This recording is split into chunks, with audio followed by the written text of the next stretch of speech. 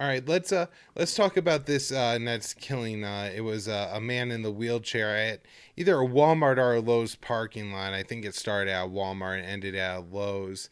It's an elderly man, Richard Lee Richards. He's 61 and confined to a wheelchair. And Pat, this is maybe the most unbelievable police shooting I've ever seen. Obviously, like, something like George Floyd's a little bit different because of how long it took, but I don't know if I've ever seen a police officer unload on a guy in a wheelchair for having a knife. There's been times where unarmed people in a wheelchair were killed because police claimed they thought he had a gun, but I mean, this was crazy. So I'll let you talk about what you think is important. By the way, the murderer here, the officer that shot Richard Lee Richards, is Ryan Remington. Yeah, so Richard Lee Richards, he was an older man confined to a wheelchair. I mean, just seems like a petty theft. He stole a small wooden toolbox, and he was exiting a Walmart and going into a Lowe's store, may ostensibly maybe to steal more things, continue his petty theft. And so he's going and he's followed by the police officer. Now he was accused of wielding a knife against a what do they call that? A resource officer, someone that worked like a security officer from Walmart. And then the Remington, the police officer, comes and he just kind of follows him at gunpoint because at one point Richards pulled the knife again. I don't know if he wielded it or if he swung the knife or did anything like that, which, I mean, the guy's confined to a wheelchair, which doesn't travel very fast. And so I guess he could throw it at you maybe, but the wheelchair doesn't move very fast. So if he's going to come at you and stab you, I think you would have the ability to escape. And so Remington follows him through the parking lot. He's on the radio the whole time.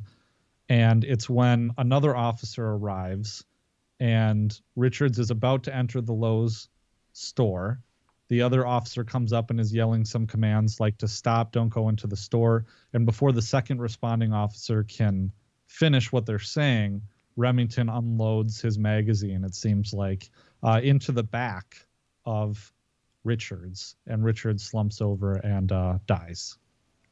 Yeah, and so just a couple of the I guess details of that was so surprising to me, Pat, is this is a man in a wheelchair, right? Like this should be one of the easiest people to disable for the police. And not that I want the cops to go around tipping people out of wheelchairs or something like that, but if the guy has a knife and if you feel like there may be somebody's life that's actually in danger, like a store worker or something like that, like, and you gotta throw him out of his wheelchair, then throw him out of his wheelchair. Like, there are solutions to this.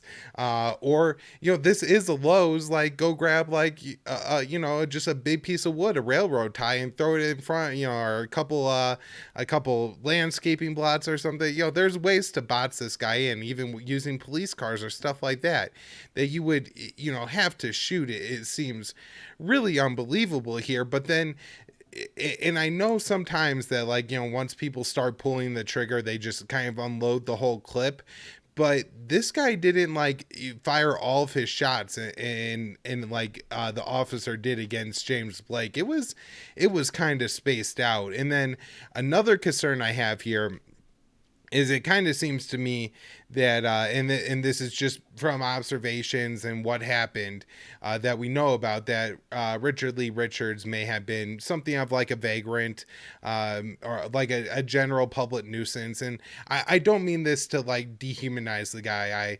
I spent time, like, after I got out of college working with people with schizophrenia, and I know that, like, I really like the people, but if you have somebody that walks around town all day walking up to people asking them for money and cigarettes, like, and especially when people are, like, unclean and sometimes, like, stuttering and stumbling, and also, like, have other things going on, like, potentially it could be intimidating, especially to like younger people, and like they don't realize it. And so, like, I'm not saying that like you just gotta let this guy do whatever. Like, I understand that there's problems and consequences to that, but there's doing nothing, and then they're shooting him in the back 9 times. And there's a very, very big gap between the two. And so, another thing to just note about all this, that the guy in charge of this police department, or the police chief here, is Chief Magnus, who Biden just nominated to head up ICE. So Nice. he's getting a promotion, I guess. I don't think the cop is going to jail. And I mean, I don't know.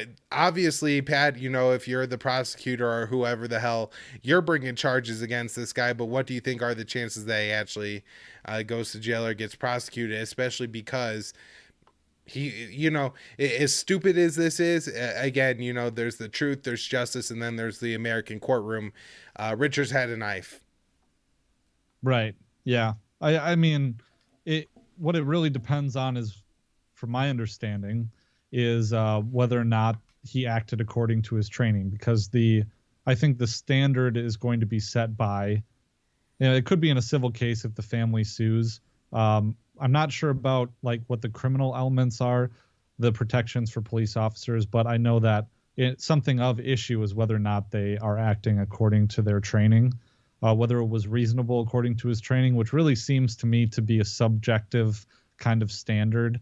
Is, well, we'll bring in evidence about what training he had and what was taught in the training, but I'm confusing that with a different story that we were going to cover.